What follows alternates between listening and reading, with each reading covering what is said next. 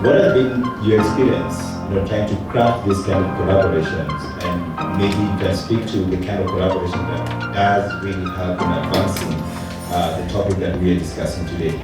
Trace is a media entertainment platform where we've been in existence for the last 20 years. Ours was really started out as an entertainment platform because we deal with a lot of young people. Got further insight. For them, it wasn't just about entertainment. There's a true yearning for them to be mainstream from an economic perspective, from a participation perspective, which led us to our empowerment vision that we do have today. So increasingly, we are a purpose-led business, and we believe really in a shared value approach where at the end of the day, where we're saying doing good is good for business, as Karen said. And I think for us, it's important. And out of that was born our vision, ambition to empower young people across the African continent, and increasingly the diaspora, where there's Black diaspora as well. Young people increasingly want to be involved economically in their society, but they're not so interested in the traditional education models that have been there. So the creator economy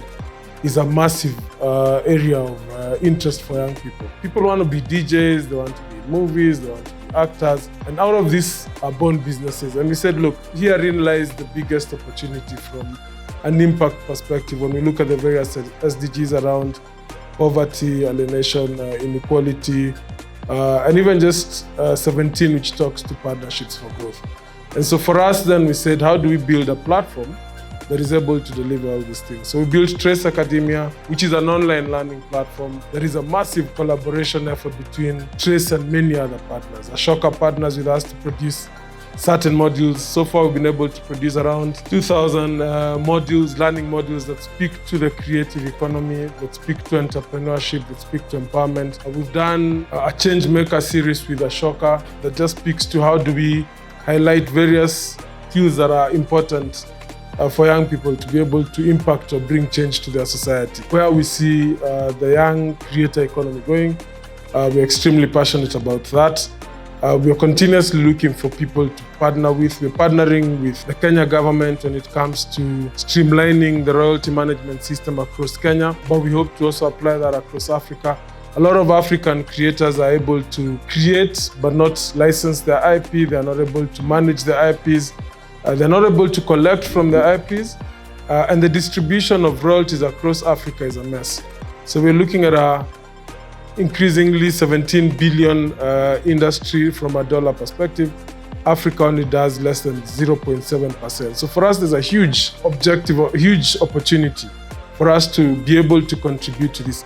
And for us, again, it's really around the adage, the African proverb that speaks to going fast as opposed to going far.